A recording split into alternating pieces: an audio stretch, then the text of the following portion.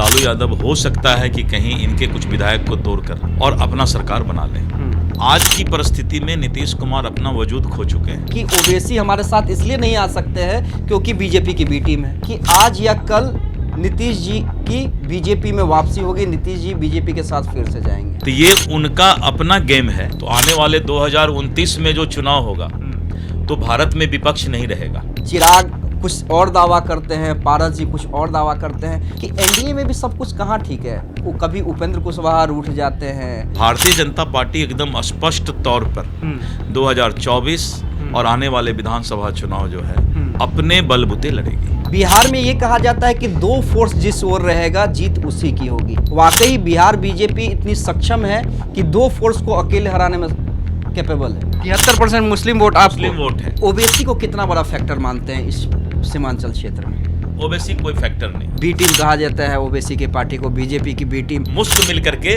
देश को चलाएंगे, जिसका जितना एमपी उतना उनका सरकार में सहभागिता। तो हमारा नजर कोई तालाब पर नहीं है, हमारा नजर बहते हुए सैलाब पर है। जातीय गणना का गेम इनका जो है वो सफल नहीं रहा। तो हमें पहले नौकरी चाहिए कि पहले देश बचाना है, नौकरी मिल जाए हमको और दूसरे दिन हमारा जो है देश ही बर्बाद हो जाए। वो आंगनवाड़ी सेविका का भी जितना मांग है उतना टेकना पड़ेगा कि जिसका जितना एमपी उसका उतना भागीदारी, सरकार एक रहेगा। पारस जी को पूरा इज्जत और सम्मान पार्टी देगी।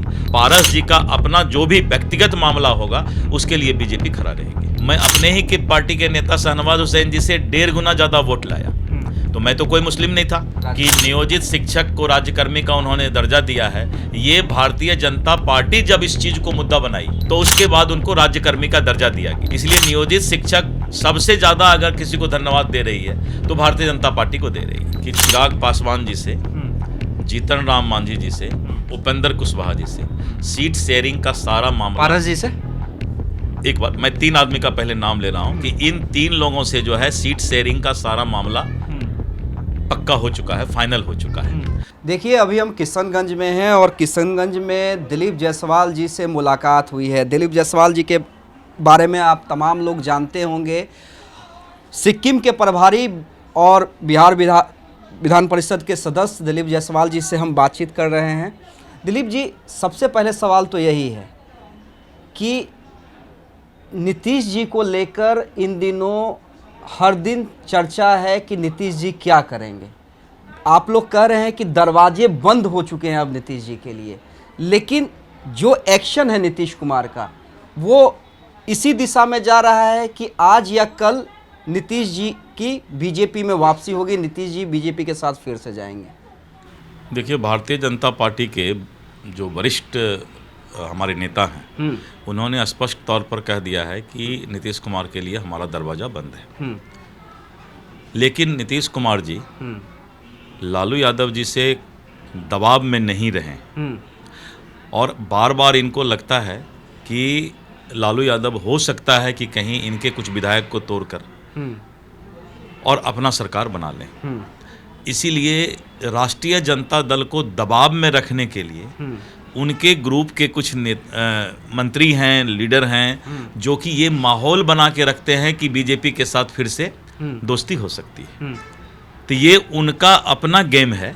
अच्छा, भारतीय जनता पार्टी एकदम स्पष्ट तौर पर 2024 और आने वाले विधानसभा चुनाव जो है अपने बलबूते लड़ेगी। लेकिन एक चीज़ 2015 में भी बीजेपी अपने बलबूते लड़ी थी दिलीप जी। रिजल्ट हम सब ने देखा था। बिहार में ये कहा जाता है कि दो फोर्स जिस ओर रहेगा जीत उसी की होगी। ये तो आप भी मानते हैं या आपको लगता है कि 2015 वाली स्थिति अब नहीं है? वाकई बिहार बीजेपी इतनी सक्षम है कि दो फोर्स को अकेले हराने में कैपेबल है? देखिए, मैं आपको बता रहा हूँ, उस समय हम लोगों ने करीब करीब 55 सीट जीता था अकेले और जदयू हमसे अलग थी। जब जदयू और हम लोग मिलकर लड़े तब हम 98 सीट तक गए, लेकिन अकेले हम 55 सीट पर आए थे। आज की परिस्थिति में नीतीश कुमार अपना वजूद खो चुके हैं और नीतीश कुमार का 70 से 80% जो वोटर है आने वाले समय में वो बीजेपी के साथ रहेगी। इसीलिए भारतीय जनता पार्टी जो एक फैक्टर है, बिहार में कास्ट फैक्टर बहुत लोग कहते हैं कि मायने रखता है, तो हमने बहुत ही माइक्रो मैनेजमेंट किया है, बहुत सूक्ष्म प्रबंधन करके अपने वोट बैंक को 7 से 8% कैसे बढ़ाया जाए, क्योंकि अगर हम 8% वोट हमारा बढ़ जाता है तो हम 120 के आसपास आराम से जा सकते हैं। तो हमारा नज़र कोई तालाब पर नहीं है, हमारा नज़र बहते हुए सैलाब पर है। नहीं वो ठीक है, लेकिन जातीय गणना का क्रेडिट तो नीतीश कुमार और तेजस्वी यादव और लालू यादव ने ले लिया। देखिए, तो जाति एक सच्चाई है बिहार के अंदर में। देखिए मैं बताता हूँ आपको, जातीय गणना का गेम इनका जो है वो सफल नहीं रहा। इसलिए सफल नहीं रहा कि इनके पास जो रिजर्वेशन का कोटा इन्होंने बढ़ाया है, इंक्रीज किया है, उससे किसी भी ओबीसी को फ़ायदा नहीं होने जा रहा है। क्योंकि अल्टीमेटली इन्होंने उस चीज़ में ही जो 100% है, आबादी इतनी ओबीसी की बढ़ा दिया है इन्होंने, सारे कास्ट को इन्होंने अति पिछड़ा में डाल दिया और नाव पे इतना सवार डाल दिया है कि जितना परसेंटेज बढ़ाया है शायद उसके लिए कम है। तो एक तरफ आप जो है ईबीसी में अति पिछड़ा में संख्या बढ़ाते जा रहे हैं और दूसरी तरफ जो है पिछड़ा के लिए, तो इसलिए रेशियो जो ये है ये रेशियो ही गलत है। इसलिए बहुत फायदा जातीय गणना से बिहार में ना नीतीश को होने वाला है ना लालू जी को होने वाला है। पक्का, मतलब इतना कॉन्फिडेंस है आप लोग? एकदम पूरा कॉन्फिडेंस है कि किसी भी सूरत में जातीय गणना का फायदा किसी को नहीं होने जा रहा है। अल्टीमेटली बिहार की जनता जो है इस बात को जानती है कि इस रिजर्वेशन से बहुत फायदा नहीं होने जा रहा। नहीं देखिए, चर्चा इसलिए मैं कह रहा हूँ ना कि नीतीश जी की, दिलीप जी, भले ही आप लोग कह रहे हैं कि अभी दरवाजे बंद हो चुके हैं, लेकिन सुशील कुमार मोदी अचानक से मेन फ्रेम में नजर आने लगे। अब बर्थडे मनाया गया उनका, इस तरीके से मनाया गया, इस तरीके से पोस्टर लगाए गए, बिहार के भीष्म पितामह बताए गए बीजेपी के, तो ये कयास लगाए जाने लगे कि क्या नीतीश कुमार और सुशील मोदी की पुरानी जोड़ी जो बिहार में थी फिर से वापसी कर सकती है और बातचीत इसी टर्म एंड कंडीशन पे चल रही है? नहीं देखिए, सुशील मोदी जी बहुत ही वरिष्ठ नेता है पार्टी के, और आप एक चीज़ देखे होंगे कि अभी कोई भी बीजेपी का नेता ऐसा नहीं है जो सम्राट चौधरी जी के अध्यक्षता के काल में किसी प्रकार से आपको उपेक्षित नजर आते होंगे। आप देखते होंगे कि सभी नेताओं को बराबर का इज्जत और सम्मान मिल रहा है, और ये भारतीय जनता पार्टी की अपनी व्यक्तिगत राय से ये सब कुछ चल रहा है। इसलिए किसी एक नेता को बहुत ज़्यादा तरजीह नहीं दिया गया है। कोई भी नेता का नाम बता दीजिए बीजेपी में जो कि आज के सम्राट चौधरी के अध्यक्ष काल में वो उपेक्षित हों। अच्छा चलिए, अब बिहार सरकार के कामकाज पे आते हैं। मान लीजिए कि नीतीश कुमार नहीं अलग होते हैं, महागठबंधन के साथ रहते हैं, आप लोग कह रहे हैं कि अगर साथ भी रहेंगे तो बीजेपी नरेंद्र मोदी के चेहरे पे और अपने काम के चेहरे पे जो आप लोगों ने संगठन में काम किया है उस पर हम लोग जीत जाएंगे। लेकिन बिहार सरकार तो कहती है कि हम देखिए रोज़गार दे रहे हैं। बीजेपी जहाँ पे सिर्फ मंदिर की बात करती है, हम रोज़गार की बात करते हैं, शिक्षा की बात करते हैं। तेजस्वी यादव को देखिए लगातार कह रहे हैं कि हम जब से आए हैं सरकार में लगातार रोज़गार दे रहे हैं।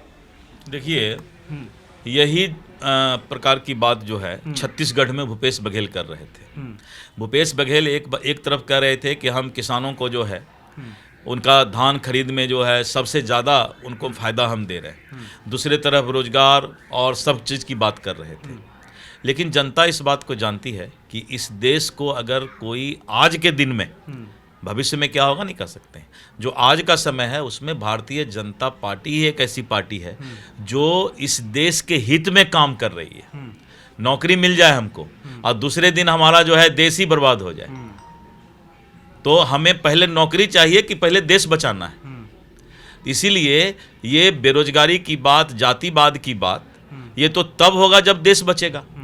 तो भारतीय जनता पार्टी मंदिर की बात नहीं कर रही है। आज इतने साल से मुगल सराय स्टेशन का नाम हम लोग मुगल सराय रखे हुए थे, जो मुगल हमारे बहू बेटी पर अत्याचार किया। तो 75 साल से कांग्रेस क्या कर रही थी कि जो अत्याचारी था उसके नाम पर दिल्ली में रोड था, औरंगजेब के नाम पर रोड है, मुगल के नाम पर स्टेशन का है। तो हम अपने भारतीय संस्कृति को फिर से वापस ला रहे हैं, तो इसमें मंदिर और मस्जिद की बात कहाँ से आती है? आप जिस क्षेत्र से आते हैं दिलीप जी, वहाँ पे भी ये फैक्टर है। और किशनगंज में दिलीप जायसवाल जो अपनी उन्होंने पहचान बनाई है, कितना मुश्किल होता होगा, क्योंकि ये क्षेत्र जो है मुस्लिम बाहुल्य क्षेत्र है। देखिए मैं आपको बताता हूँ, हाँ, मैं 18 वर्षों से लगातार चुनाव जीत रहा हूं 3 पार्लियामेंट से, और पूरे देश में सबसे स्थानीय निकाय में मैं पूरे देश में सबसे ज़्यादा वोट से जीतता हूं। इसलिए मेरा ये 80-90% वोट से जीतता हूं। 73% उसमें मुस्लिम वोट है, और 73% मुस्लिम वोट आपको? मुस्लिम वोट है और मुस्लिम वोटर हैं उसमें। वो वोट तो हमें 73% मुस्लिम वोटर में 90% से ऊपर वोट मिलता है मुसलमान भाइयों का। ये आप देखिए आश्चर्यजनक फैक्ट बता रहे हैं। और ये तो वोट की गिनती से पता लगता है। और जब मैं 2014 में लोकसभा चुनाव लड़ा, मैं अपने ही की पार्टी के नेता शाहनवाज हुसैन जी से 1.5 गुना ज़्यादा वोट लाया। तो मैं तो कोई मुस्लिम नहीं था, और 2014 में बीजेपी के खिलाफ मुसलमान भाइयों के बीच में काफ़ी मैसेज दिया गया था। उसके बाद भी मैं 3 लाख वोट लाया यहाँ से। और अख्तरुल उमान ऐसा नेता जो कि राष्ट्रीय जनता दल का एमएलए छोड़ करके जदयू का टिकट लेने के लिए रिजाइन करके जदयू का टिकट लिया, और उस समय नीतीश कुमार ने एएमयू का जमीन दिया था, और नीतीश कुमार का काफ़ी बिहार में क्रेज था। लेकिन उसके बाद भी मेरे सामने अख्तरुल उमान को ये कहकर बैठना पड़ा कि इस्लाम खतरे में, नहीं तो मैं तो चुनाव जीत गया था। थोड़ा सा अगर अख्तरुल उमान सिर्फ खड़े रह जाते तो नीतीश कुमार जी को तो 1.5 लाख 2 लाख वोट तो ऐसे आता। तो इसलिए सिर्फ जातिवाद और धर्म करके कोई राजनीति नहीं कर सकता है। और मैंने ये किशनगंज जैसे सुदूर इलाके में, जहाँ की पूरे देश में सबसे ज़्यादा, कश्मीर छोड़कर सबसे ज़्यादा मुसलमान भाइयों की आबादी है, वहाँ से मैं बीजेपी की राजनीति करता हूँ, और यहाँ पर सभी हिंदू मुस्लिम सभी भाइयों का मेरे साथ वही मेरा सवाल है, कैसे? क्योंकि एक बड़ा यक्ष प्रश्न है कि दिलीप जायसवाल जी को, चूंकि आप बीजेपी से आते हैं और बीजेपी का जो वोट गणित है वो कहीं ना कहीं माना जाता है कि हिंदू वोटर है, और मुस्लिम वर्ग जो है कहीं ना कहीं नापसंद करता है बीजेपी को। मैंने कहा आपको कि मैं कोई एमएलसी 18 वर्ष से नहीं, मैंने लोकसभा में भी 3 लाख वोट लाया किशनगंज से। तो ये तो मैं कैसे ये कर पाता हूँ यहाँ पर, और आज भी एक्सेप्टेंस मेरा कंटिन्यू है, तो ये तो तभी संभव है जब आपका कोई इंसानियत और मानवता का एक नया फैक्टर सामने आता हो। अच्छा, ओबीसी को कितना बड़ा फैक्टर मानते हैं इस सीमांचल क्षेत्र में? ओबीसी कोई फैक्टर नहीं। हाँ, देखिए, ओबीसी के बारे में हिंदू और मुस्लिम सभी समझ रहे हैं कि कुछ लोग राजनीतिक दुकानदारी करने के लिए, हिंदू में भी, मैं ये नहीं कर रहा हूँ कि खाली मुस्लिम में, हिंदू और मुस्लिम में कुछ लोग राजनीतिक दुकानदारी करने के लिए समाज को बांटने का, जात और धर्म में समाज को बांटने का काम करते हैं। मैं वैसे लोगों को आगाह करता हूं कि आप देश को कभी भी जात और धर्म में बांटकर नहीं चल सकते हैं। इसीलिए किसी भी धर्म के वैसे लोग जो कि आपस में रिश्ता तोड़ करके राजनीति करना चाहते हैं, उनको धीरे धीरे सोचना चाहिए कि पूरा देश एक रहेगा तभी देश मजबूत होगा। लेकिन टीम तो आप ही का बी टीम कहा जाता है ओबीसी के पार्टी को, बीजेपी की बी टीम। तमाम विपक्षी पार्टियां कहती हैं कि ओबीसी हमारे साथ इसलिए नहीं आ सकते हैं क्योंकि बीजेपी की बी टीम है। घबराइए नहीं, 2024 में जब हमारी सरकार आ रही है तो आने वाले 2029 में जो चुनाव होगा तो भारत में विपक्ष नहीं रहेगा। मतलब विपक्षहीन कर दीजिएगा देश को? नहीं, विपक्षहीन नहीं होगा। हम विपक्ष भारत में रखेंगे ही नहीं।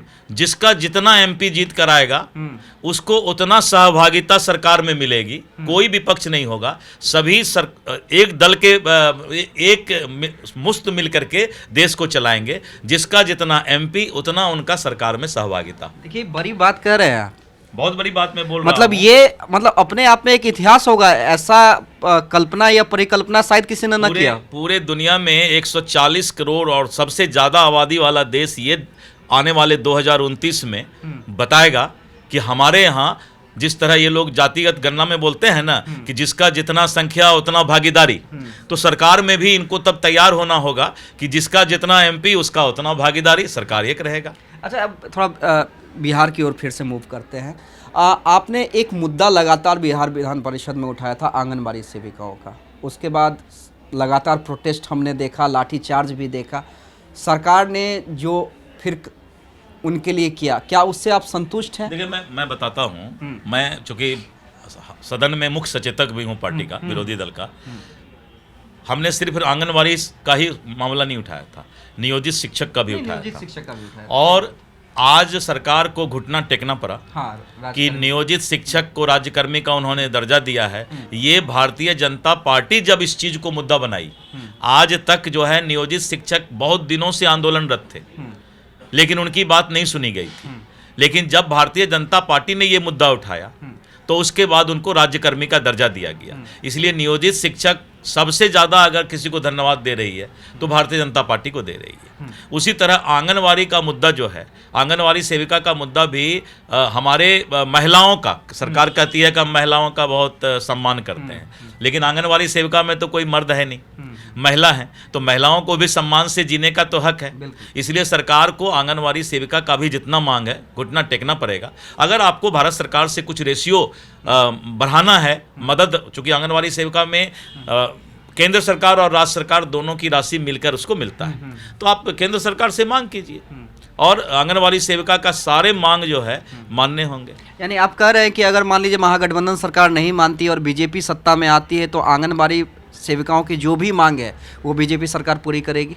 निश्चित रूप से कुछ मांग तो होता है, क्या है कि जब कोई मांग का सूची बनाते हैं तो कभी कभी उसमें कुछ ज़्यादा ही मांग का, लेकिन जो उनके जेन्युइन मांग है उस मांग को हम लोग, बीजेपी सत्ता में आएगी तो सिर्फ आंगनवाड़ी सेविका का ही नहीं, जो हमारे पंचायती राज के करीब 1.25 लाख वार्ड मेंबर हैं, मुखिया हैं, जिला पार्षद हैं, नगर निकाय के वार्ड कमिश्नर हैं, पंचायत समिति हैं, उनको भी हम जो है एक निर्धारित वेतन जो है देने का काम करेंगे, जिससे कि उनका भी सम्मान हो। तो पंचायती राज को, आंगनवाड़ी सेविका को, नियोजित शिक्षक को सिर्फ जो है बीच में लटका करके नहीं, अभी भी राज्यकर्मी दिया गया तो 1-2 पेज उसमें फंसाया गया, तो कोई कंडीशनल नहीं। हम लोग ये पंचायती राज, नगर निकाय, आंगनवाड़ी, नियोजित शिक्षक सबको बराबर का सम्मान देंगे। चलिए हम आपसे आपके सामाजिक क्षेत्र पे भी बात करेंगे, लेकिन मेरा एक आखिरी पॉलिटिकल सवाल ये है कि ठीक है, आप कह रहे हैं कि जेडीयू प्रेशर बना रही है और आरजेडी पे, ताकि उनका सीट शेयरिंग का मामला हो, चाहे संयोजक का मामला हो, ये सब चीज़ आसानी से जेडीयू को मिल जाए। एक मेरा सवाल एनडीए के अंदर भी है कि एनडीए में भी सब कुछ कहाँ ठीक है। वो कभी उपेंद्र कुशवाहा रूठ जाते हैं, चिराग कुछ और दावा करते हैं, पारस जी कुछ और दावा करते हैं, तो बड़ी पार्टी बीजेपी है, बड़े भाई आप लोग हैं एनडीए के अंदर में।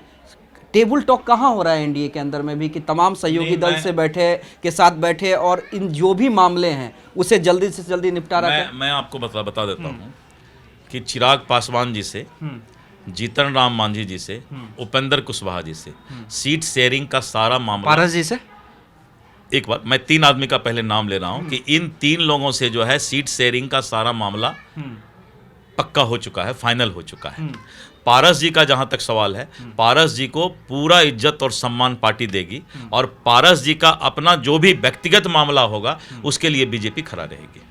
चलिए बहुत बहुत शुक्रिया, दिलीप जायसवाल जी हमारे साथ थे और बहुत ही स्पष्ट रूप से उन्होंने कहा है कि नीतीश जी की वापसी नहीं होगी, ये तय मान लीजिए, और हम अकेले अपने सहयोगी दलों के साथ चुनाव में जाएंगे और जीत कर दिखलाएंगे।